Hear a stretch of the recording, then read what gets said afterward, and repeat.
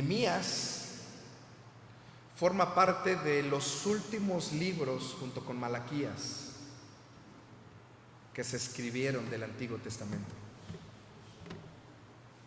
Algunos creen que pudieron haber sido los últimos libros de este Tanaj o Antiguo Testamento, como lo conocemos. El pueblo judío lo conoce como el Tanaj. Todo lo que es la Biblia hebrea, iniciando desde Génesis hasta Malaquías. Pero es curioso que el libro de Nehemías junto con Esdras formaban un solo libro que se llamaba Esdras. La primera parte hemos aprendido hoy, o en nuestra Biblia que tenemos, están separados. Está Esdras por un lado y Nehemías le sigue como libro de la Biblia. Pero en la Biblia hebrea no es así. La Biblia hebrea forma parte de un mismo libro, los dos. Traen exactamente lo mismo, pero vienen juntos. Aquí también, en el Antiguo Testamento, están pegados Esdras, Nehemías, pero está dividido, uno con el nombre de Esdras y el otro con el nombre de Nehemías. Y es interesante, hermanos, recordarles un poco acerca de la historia de la que vamos a hablar. Y nos vamos a situar nuevamente después del cautiverio, después de los 70 años que el pueblo pasó cautivo en Babilonia.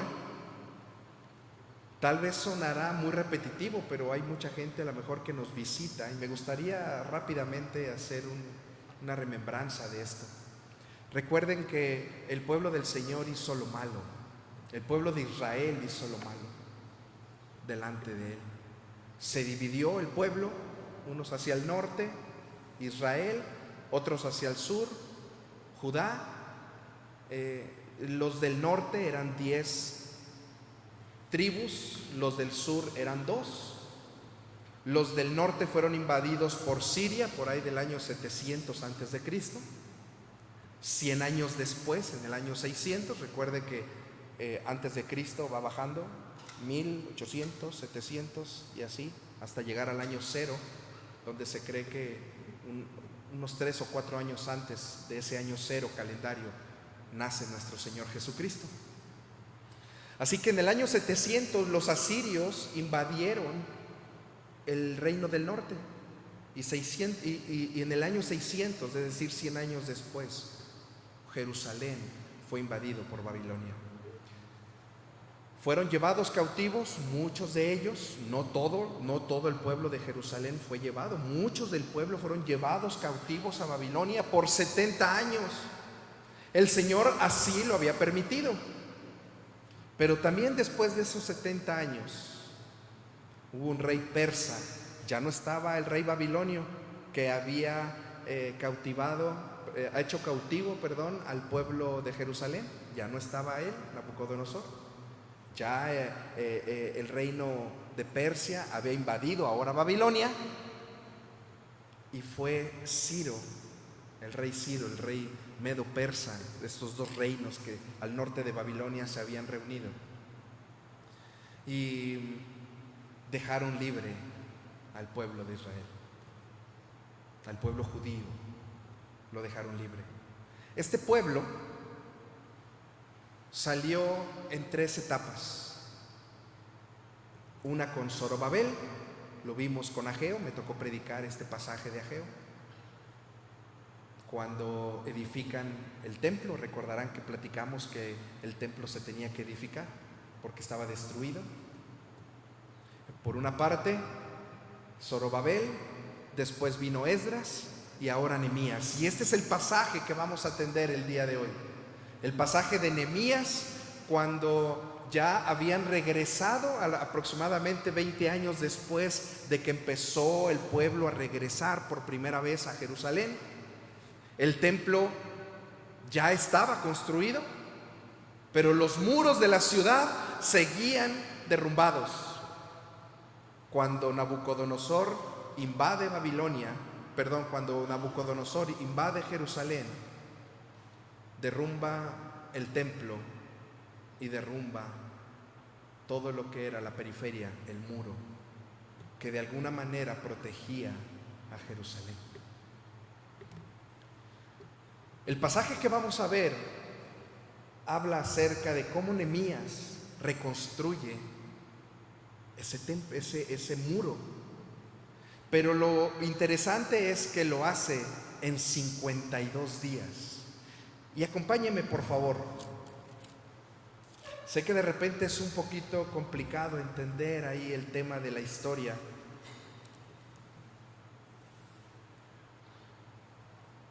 En la célula tenemos un poquito más de tiempo para compartir esa historia. Le pregunto a los hermanos si tienen dudas, cómo fue esa historia, cómo fue caminando, y tenemos más oportunidad de poder compartir.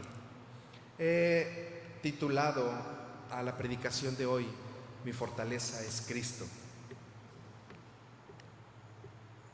Y vamos a iniciar en Nehemías capítulo 1.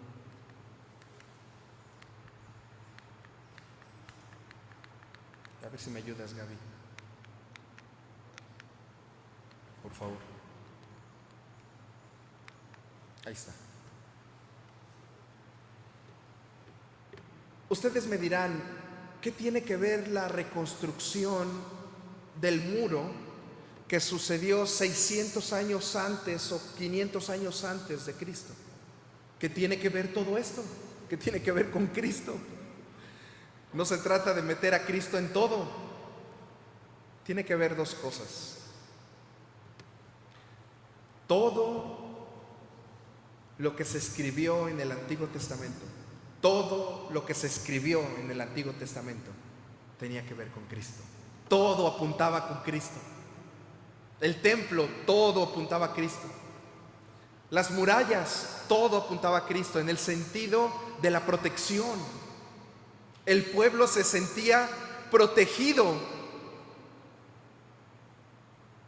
Y sin murallas estaban a merced de cualquier enemigo que pudiera invadirlos.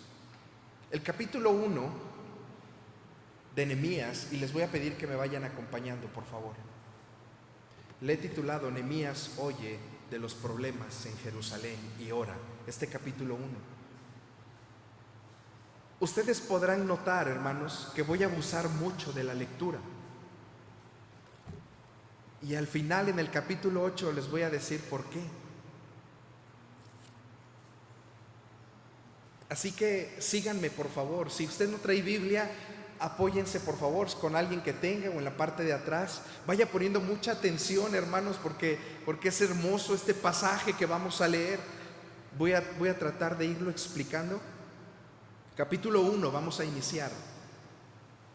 Palabras de Nehemías, hijo de Acalías.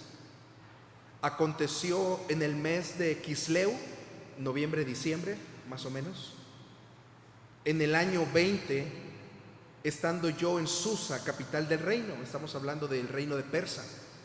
Artajerjes era el rey. Verso 2 dice que vino Ananí, uno de mis hermanos, dice Nehemías. Vino Ananí, uno de mis hermanos, con algunos varones de Judá, y les pregunté por los judíos que habían escapado, que habían quedado de la cautividad, y por Jerusalén. Es decir, Nehemías se encontraba en Persia. Ahorita vamos a ver qué se encontraba haciendo Nehemías. Judío, se encontraba en Persia. Y vino su hermano ya había salido dentro de los de Zorobabel o de Esdras, de los primeros que salieron de los cautivos y fueron al lugar y regresaron a Persia. Y le preguntó Nehemías, ¿cómo está el pueblo?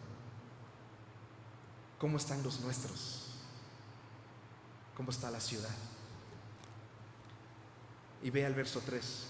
Y me dijeron, el remanente, los que quedaron de la cautividad, allí en la provincia están en gran mal y afrenta, y el muro de Jerusalén derribado, y sus puertas quemadas a fuego.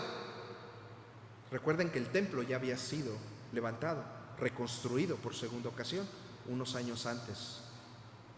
Cuando oí estas palabras, dice Nehemías, me senté y lloré e hice duelo por algunos días y ayuné y oré delante del Dios de los cielos.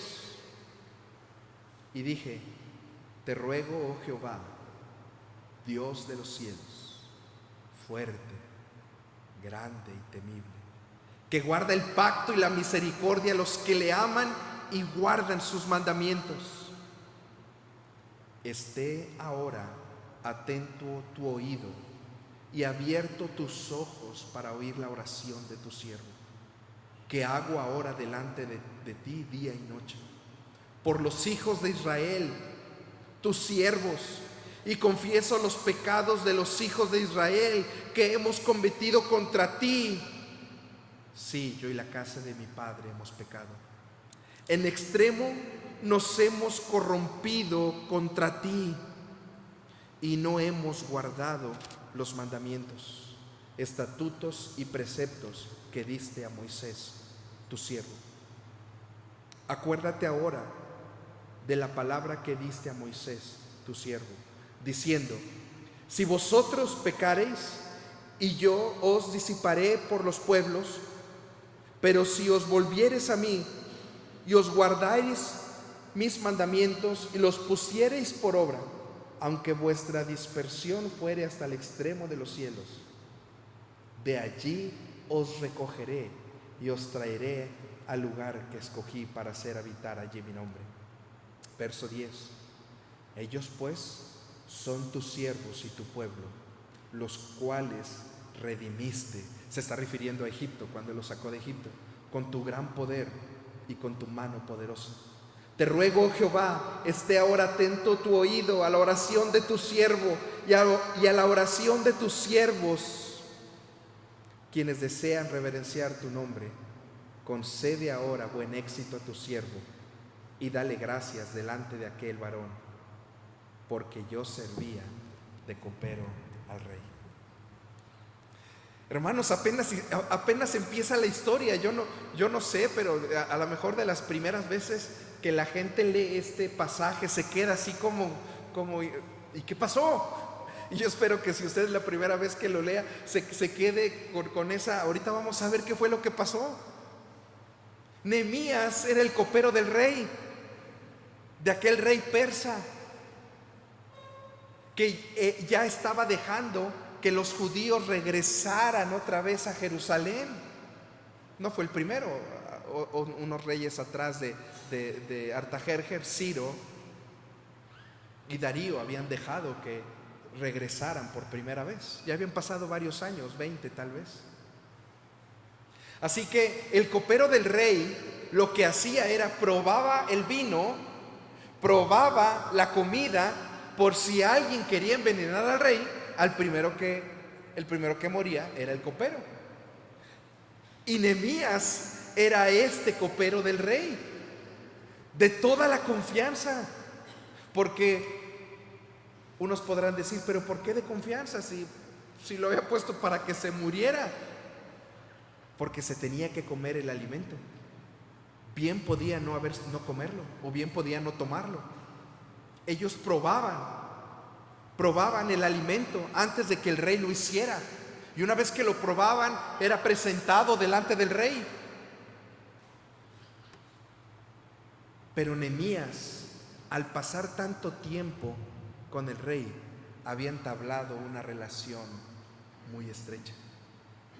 Aquí termina el capítulo 1. No voy a leer el capítulo 2, era importante que leyéramos el capítulo 1. El capítulo 2 les voy a ir mencionando qué es lo que sucedió. Yo le he puesto Nehemías es enviado a Jerusalén. Todo el capítulo 2 vamos a ver cómo es que Nehemías empezó a orar para poder ir a Israel, a Jerusalén. Pasó 4 meses orando. Vea cómo inicia el verso 1. Recuerde, ya estamos en el capítulo 2. Sucedió en el mes de Nisán, marzo-abril, en el año 20 del rey Artajerjes, es decir, sigue el año 20 y sigue el mismo rey. Y en esa relación que tenía, esa buena relación que tenía Nehemías con el rey, un día llegó y le presenta el vino al rey, después de haberlo probado. Y el rey le dice a Nehemías: te noto un poco triste, noto tu rostro un poco cabizbajo. ¿Qué es lo que te pasa? Y Nehemías le cuenta y le dice: oh rey, mi pueblo está sufriendo. Y el rey le dice: ¿en qué te puedo ayudar? Nehemías había pasado 4 meses. Esa respuesta no vino del corazón del rey. Esa respuesta vino de Dios, quien puso en el corazón no solo del rey preguntarle a Nehemías: ¿qué te pasa? Vamos a ver cómo Nehemías mismo dice: esto lo puso Dios en mi corazón. No sé si te ha pasado que de repente ves a alguien, algún hermano en angustia, y quieres ir a ayudarle. Hermano, no te jactes, eso no ha venido de ti, ha venido de Dios, que lo ha puesto en tu corazón. Alguna despensa, alguna ayuda, alguna ofrenda a alguien en necesidad. No te jactes. Y vamos a ver cómo Nehemías le da la gloria a Dios y dice: esto lo ha puesto Dios en mi corazón. Así que el rey le dice a Nehemías: puedes ir a ese lugar. Pero cuando el rey le dice: ¿en qué más puedo ayudarte?, Nehemías dice: necesito madera, necesito recursos, necesito hombres. Y el rey le abre las puertas a Nehemías y le manda hombres de su ejército. Le manda madera para construir no solo algunas partes del templo que hacían falta, sino para reconstruir el muro y la misma casa de Nehemías, que a propósito de su ida iba como gobernador de Jerusalén.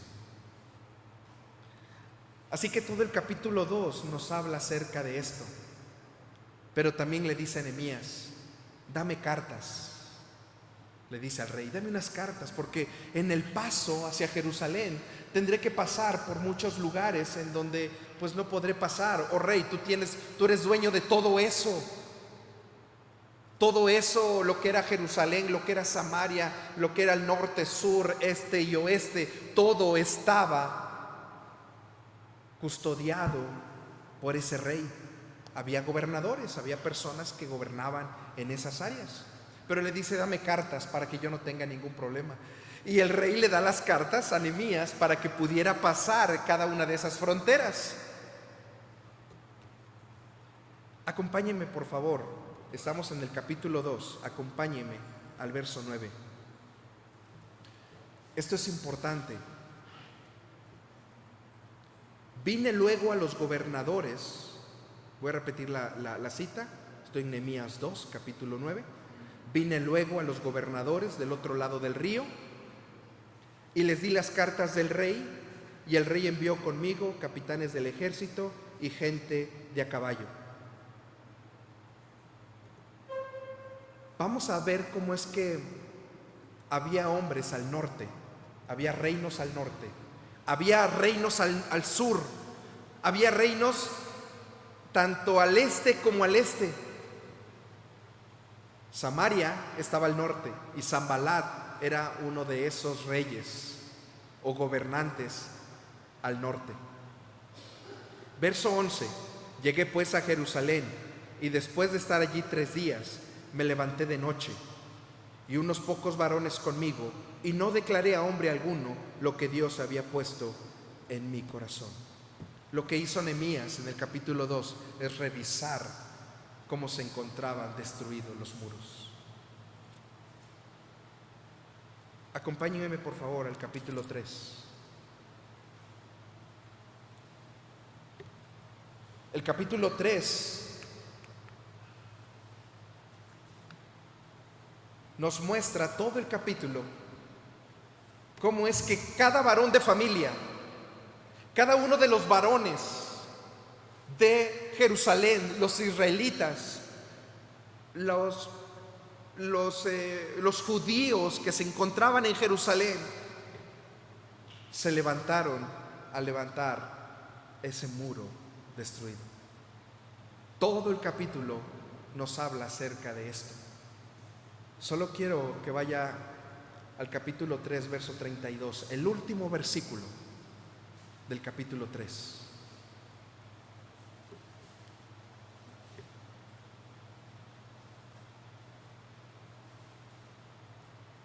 Verso 32, capítulo 3, verso 32. Y entre la sala de la esquina y la puerta de las ovejas restauraron los plateros y los comerciantes. Cada parte del pueblo hizo lo suyo. Pero si ve un versículo antes, el verso 31, ¿qué nombre aparece que le puede ser familiar? Malaquías. La familia de Malaquías se encontraba también en Jerusalén.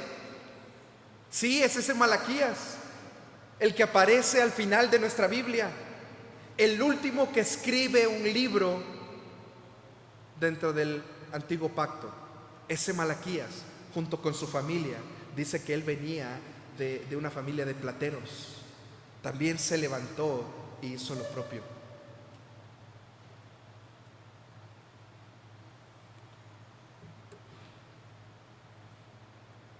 Cuando leí el verso 5, estamos todavía en el capítulo 3, cuando leí el verso 5, me dio mucha tristeza el darme cuenta que había gente poderosa económicamente en Jerusalén que no quiso apoyar la reconstrucción de los muros. Gente poderosa, capítulo 3, verso 5. E inmediato a ellos restauraron los tecoitas, pero sus grandes no se presentaron para ayudar a la obra de su Señor. Capítulos más adelante muestran cómo estos nobles, esta gente de dinero, tuvo miedo y estaba en comunión con los reyes, con los gobernantes alrededor de Jerusalén. Porque los gobernantes que estaban alrededor de Jerusalén no querían que las murallas del pueblo se levantaran, por una razón: querían seguir dominando Jerusalén.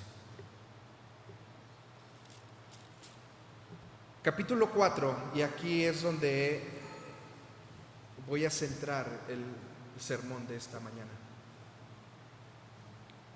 Del 4 al 7 podemos ver cómo Nehemías y el pueblo son amenazados para no continuar con la reconstrucción del muro, y aún así terminan la obra. Vea cómo inicia el verso 4. Cuando oyó Sanbalat que nosotros edificábamos el muro. Recuerden, Sanbalat era aquel gobernante al norte de Jerusalén, era el gobernante de Samaria, estaba al norte. Cuando oyó Sanbalat que nosotros edificábamos el muro, se enojó y se enfureció en gran manera e hizo escarnio de los judíos, y habló delante de sus hermanos y del ejército de Samaria y dijo: ¿qué hacen estos débiles judíos? ¿Se les permitirá volver a ofrecer sus sacrificios? ¿Acabarán en un día? ¿Resucitarán de los montones del polvo las piedras que fueron quemadas? Y estaba junto a él Tobías amonita, el cual dijo: lo que ellos edifican del muro de piedra, si se subiere una zorra, lo derribará. ¿Quién era Tobías? Tobías era el gobernante que estaba pasando el Jordán. El Jordán estaba a un día de camino de Jerusalén. Estaba Jerusalén, al este se encontraba el río Jordán, que para llegar al Jordán había que caminar un día más o menos, un poco menos de un día de camino a pie.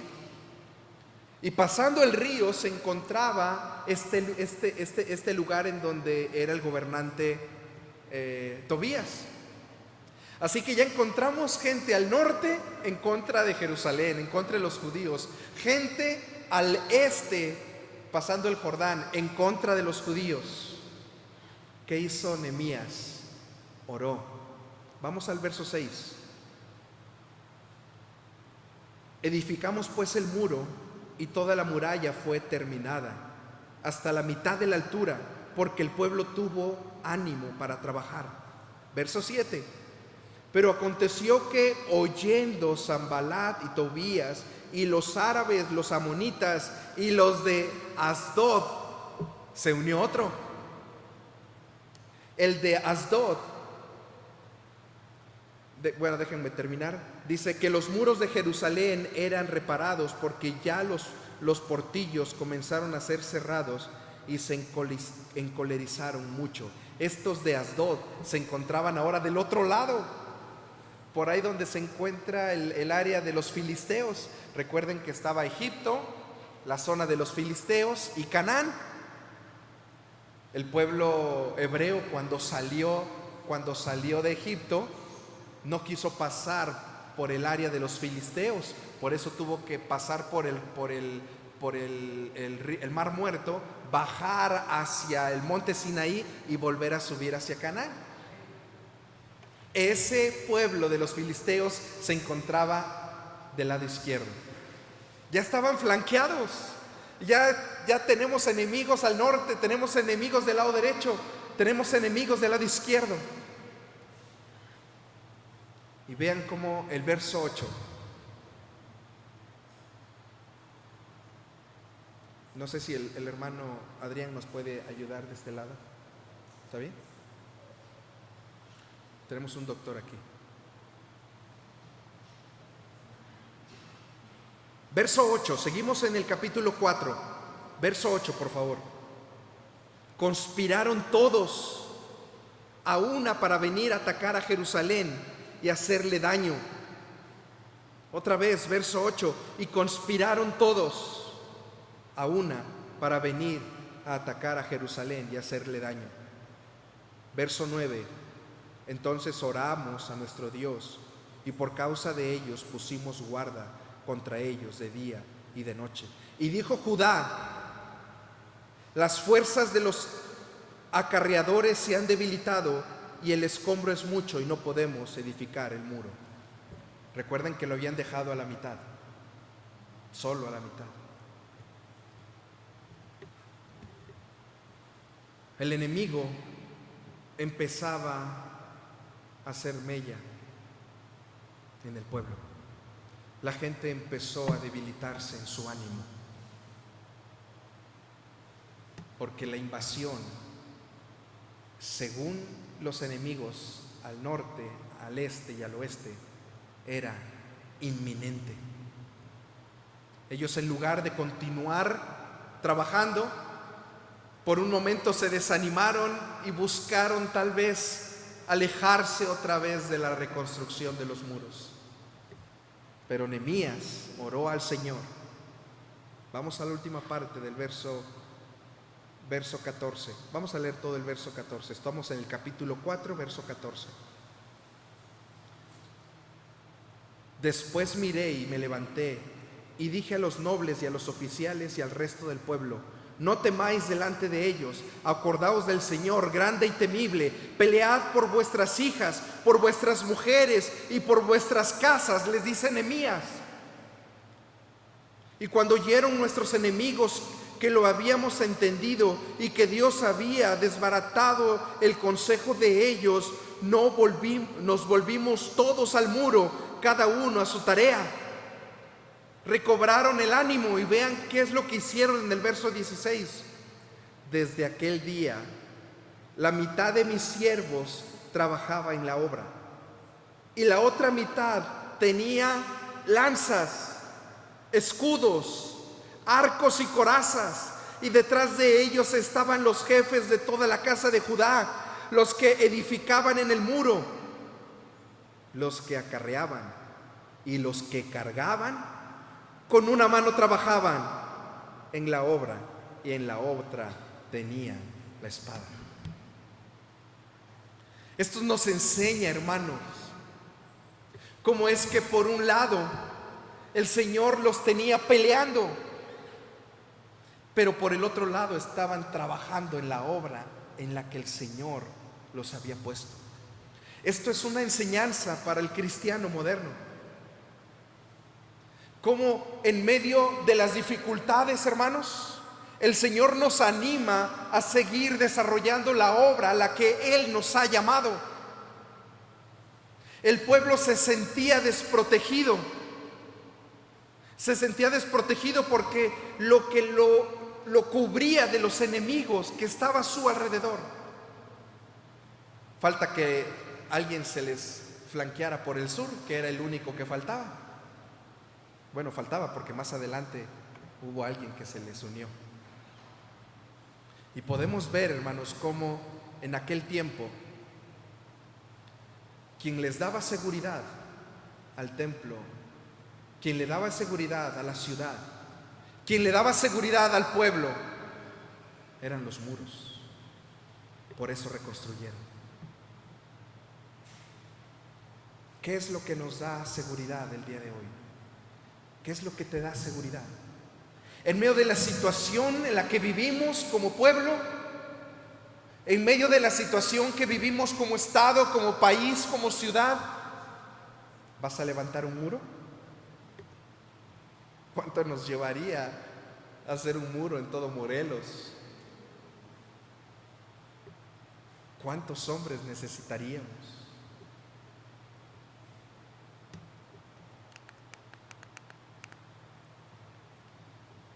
Solo Cristo es nuestra fortaleza. Solo Cristo es nuestra fortaleza. No tenemos que levantar ningún muro. Ya ni siquiera tenemos que levantar un templo como ellos lo habían levantado años antes. El templo simbolizaba la misma presencia de Dios. Ya no era necesario, porque Cristo es nuestro tabernáculo, el templo por excelencia.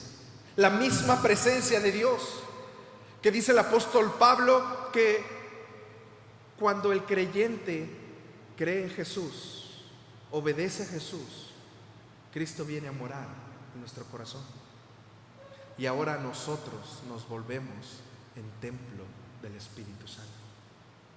Ya no necesitamos levantar un muro. Ya no necesitamos levantar un templo para que Dios habite en medio de nosotros. Nosotros somos templo y ahora Cristo habita en nosotros.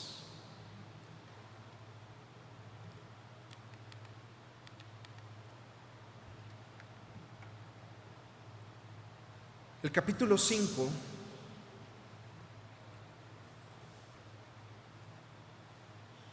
nos habla cómo es que el pueblo tomó cosas de lo que tenía, empeñó cosas. Y de alguna manera, el pueblo en esa situación difícil, su economía era muy mala. Y dice, el pueblo le dijo a Nehemías: hemos vendido nuestras cosas, hemos pedido prestado para poder vivir. A nuestras hijas las hemos dado en servidumbre, a nuestros hijos los hemos dado en servidumbre, los hemos dado en esclavitud. La gente noble, la gente rica, la gente poderosa se ha enseñoreado sobre nosotros. Los sacerdotes, los gobernantes anteriores han hecho de nuestro pueblo lo que es hoy. Los gobernantes anteriores de Nehemías se habían vendido a los reyes alrededor. Por ese temor, por ese miedo, tuvieron que venderse a esos gobernantes que estaban alrededor. Y Nehemías En el verso 15, recuerden, ya estamos en el capítulo 5, verso 15. Dice: pero los primeros gobernadores que fueron antes de mí abrumaron al pueblo y tomaron de ellos por el pan y por el vino más de 40 siclos de plata, y aún sus criados se enseñoreaban del pueblo, pero yo no hice así a causa del temor de Dios. También en la obra de este muro restauré mi parte, y no compramos heredad, y todos mis criados juntos estaban allí en la obra. Además, 150 judíos y oficiales y los que venían de las naciones que había alrededor de nosotros estaban a mi mesa. No había usado Nehemías ni un solo peso del pueblo. Del dinero que él traía y del apoyo que él traía de Persia, es que había ayudado a ese pueblo, porque se había dado cuenta que los gobernantes anteriores solo habían usado al pueblo, lo habían saqueado. Era su misma gente, la gente noble había hecho lo mismo, había tomado de la gente pobre los siervos, las hijas, los esclavos.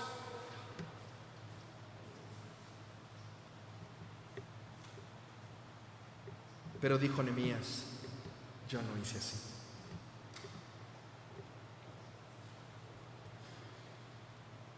Vamos a ir concluyendo.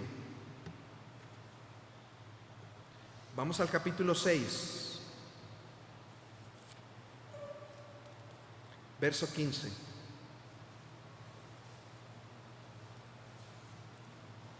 Capítulo 6, verso 15. Dice: fue terminado pues el muro el 25 del mes de Elul, entre agosto y septiembre. Recuerde, había iniciado en el mes de Nisan, alrededor de marzo-abril, terminó agosto-septiembre. Dice: en 52 días. Verso 16: y cuando lo oyeron todos nuestros enemigos, temieron todas las naciones que estaban alrededor de nosotros.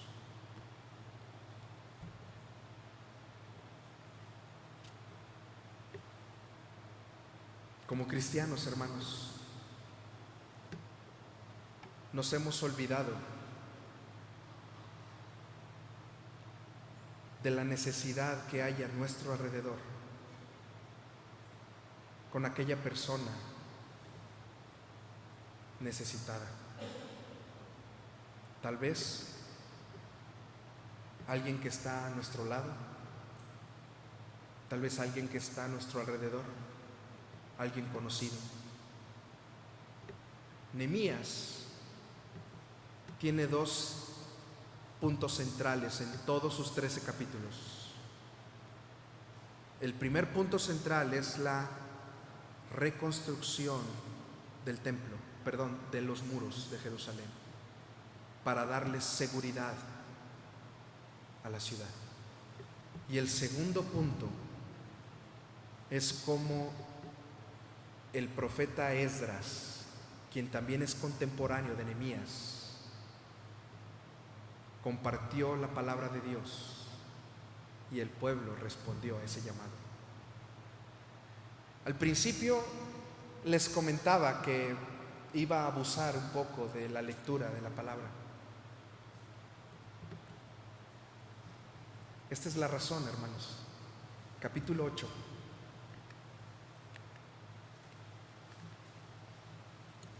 La palabra de Dios expuesta por Esdras trae avivamiento y gozo a todo el pueblo. Después de que el muro había sido levantado en 52 días, después de que había hombres que no querían que esto se levantara, gobernantes poderosos que incluso habían mandado pseudos profetas para intimidar a Nehemías, diciéndole: tu muerte es inminente, vienen por ti, guárdate en el templo, en el lugar santísimo, ahí quédate, porque vienen por ti el día de hoy. Querían que Nehemías entrara al lugar santísimo, el lugar en donde solamente entraba el sumo sacerdote. Era pecado para Nehemías esconderse en ese lugar. Y Nehemías dijo: no lo voy a hacer. Confío en el Señor.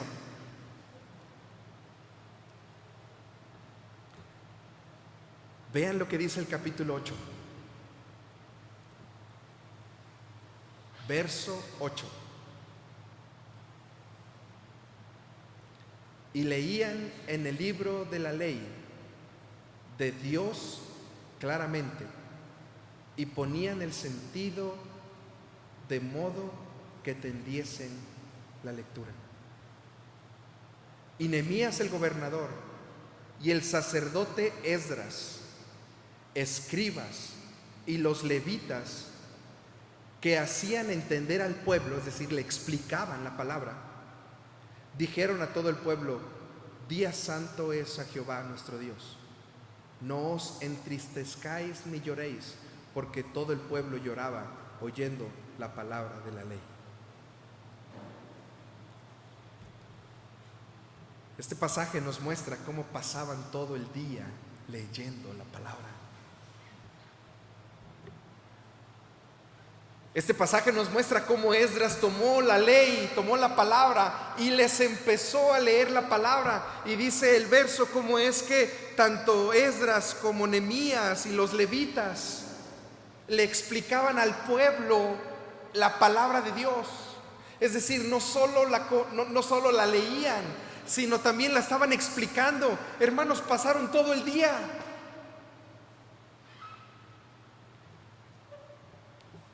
Quiero insistir en dos cosas. Nehemías nos habla de la reconstrucción del templo, y la segunda parte de cómo la palabra de Dios expuesta por Esdras trajo avivamiento y gozo a todo el pueblo. A veces ya estamos en la hora del culto, ya lleva el pastor 40 minutos, ya lleva 35. Hermanos, a veces muchos de los que estamos aquí, muchos de nosotros, es lo único que escucha usted de la palabra de Dios durante la semana. 40 minutos. Y quiere esperarse una semana para poder escuchar la palabra de Dios. No lo haga, hermano. Todos los días busquemos leer la palabra, porque eso es lo que va a traer avivamiento y gozo. Tomemos un tiempo durante la mañana, durante la tarde, durante la noche. Lea un pasaje. No lo entiendo, hable a los pastores, venga a la célula, háblele por teléfono a alguno de los pastores: no entiendo esto.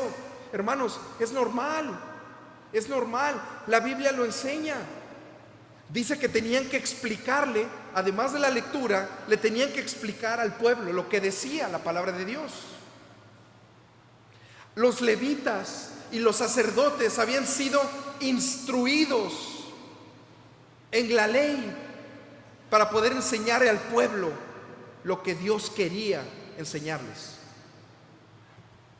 Es por eso, hermanos, que el día de hoy, si me permiten la expresión, he abusado sobre leer la palabra. Tal vez algunos han de haber dicho: no preparó el sermón el pastor, está leyendo todo lo que dice la Biblia. Hermanos, si usted la leyó conmigo, no había necesidad de que yo explicara mucho. La bendita palabra de Dios es lo que necesitamos. Eso es lo que necesitamos, hermanos. Si hay algunos pasajes que se necesitan interpretar, como pastores los interpretamos. Hermano, esto no necesita mucha interpretación, lo que acabo de leer. Hay algunos pasajes que fui explicando solamente quién era fulano, quién era sutano, qué es lo que había pasado, pero no se necesitaba mucho. Si acaso explicar y pedirle al pastor el día martes en la célula o durante la semana una llamada o en las actividades: hermano, yo no entendí esto, ¿qué pasó? A ver qué pasó con el pueblo, ¿por qué el pueblo vivía así? ¿Por qué está basado? Pregunta, hermano. La palabra de Dios enseña cómo es que eso era lo que el pueblo hacía durante el día: leer la palabra de Dios. Y Esdras, Nehemías, los sacerdotes y los levitas explicaban al pueblo.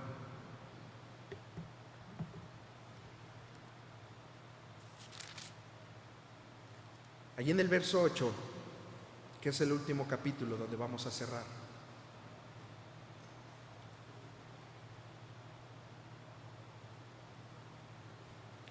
verso 10,